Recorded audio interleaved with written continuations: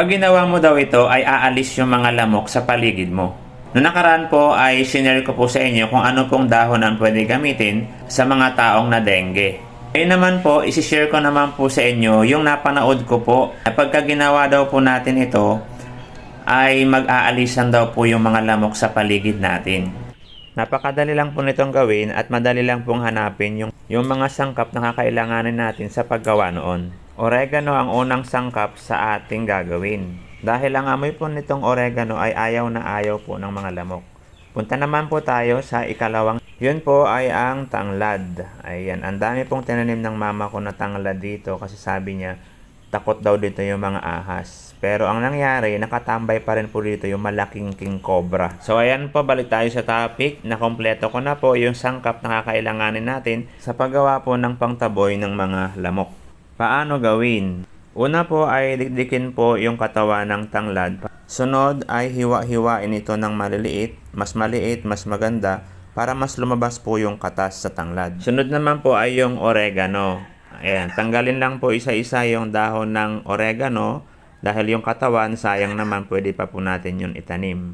Pag natanggal na po natin lahat ng dahon ay hihiwain din natin ito ng maliliit. Mas maliliit na hiwa po ay mas maganda. Ang purpose po noon para mas mabilis lumabas yung katas nila. Ayan, tapos na po nating mahiwa yung oregano at yung tanglad. Ilagay na natin sa lagayan. Sunod po ay magpainit po ng mantika sa kawali at ilagay po yung hiniwang tanglad at oregano.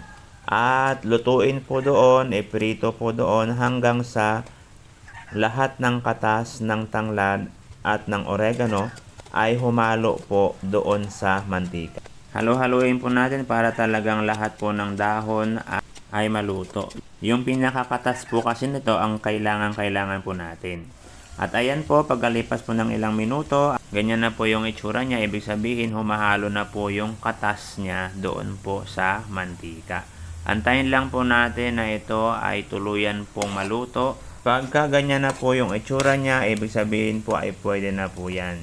Ready na po ito para gamitin. Sunod po natin gagawin ay salain po natin yung mantika para wala pong sumama na mga dumi. Ayan, nilagay ko na po siya sa baso. At talaga namang dito pa lang ay umaalingasaw na po yung amoy niya. Yung pinaghalong amoy ng oregano at yung amoy po ng tanglad. Sunod po ay ready natin yung paglalagyan po natin ito. Kumuha lang po kayo ng mga lumang garapon po ninyo dyan or kung anong pwede ninyong gamitin. Lagyan lang po ninyo ng mitsa. Ayan.